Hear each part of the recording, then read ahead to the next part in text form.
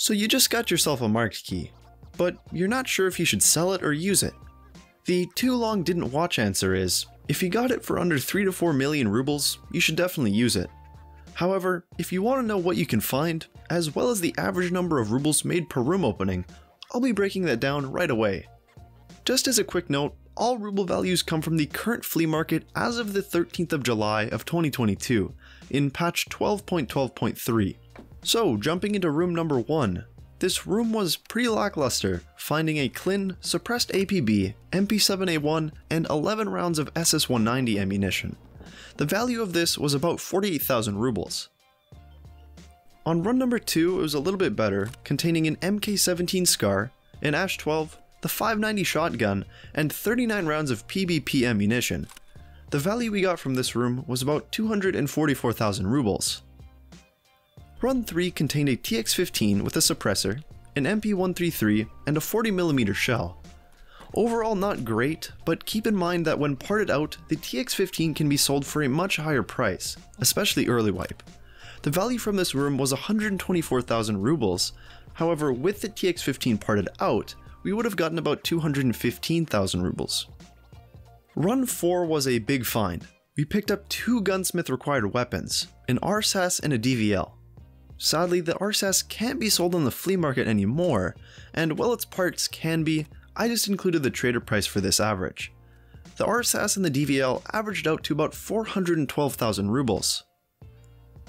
Run 5 was back to being disappointing, and I only found an AKM and Remington 700 bolt-action rifle. Overall this netted about 75,000 rubles. Run 6 was a good comeback, with an injector case and a Dox case, along with 8 rounds of 9x39 BP ammo.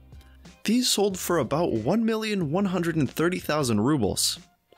Run 7 gave us a tricked out G28 and some Barricada slugs for the KS-23, which overall gave us about 300,000 rubles, and remember here we're using the price of the G28 from Trader, which is about 300,000 rubles, but definitely wouldn't vendor for that price. Run 8 contained a Dox case, a SIG MCX, and an Orsis T5000 rifle. There were 2 bullets I found as well, however I was unable to examine the rounds before I died. If we had exfilled, these items would have given us about 520,000 rubles. Run 9 was really good again, with an injector case and an MP7A1, which totaled about 753,000 rubles. And finally run 10, which ended up being the best run, but sadly the video ended up getting corrupted on my hard drive. However, I'd written down that I found a key tool and a Dox case. These items tallied up to about 1.306 million rubles. So in total, from the 10 uses, I made about 5,003,000 rubles. This value will be slightly skewed as prices have definitely changed. However, on average, I made about 500,344 rubles per raid. These values would also definitely change depending on how frequently you survive. However, in my experiences early wipe, I never once found marked room open, and very rarely found any players at dorms. Overall, I think it is absolutely worth your money to just use the key, as there are such great items inside, even after all of the nerfs that marked room has experienced in the past. It's also worth mentioning that there are items that spawn in there that I definitely did not experience, since I only had 10 uses. I've heard that there are still things like holodilniks and money cases spawning, as well as some other streamer items that are pretty cool. I'm not 100% sure on this, and I could be completely wrong.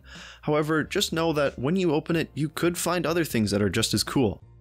If you've made it this far into the video, I really appreciate your time. If you like this style of video, let me know. Please consider subscribing and leaving a like if you'd like to see more. And if you'd like to help me and the algorithm, consider leaving a comment telling me what your best marked room opening looked like. Thanks so much for watching.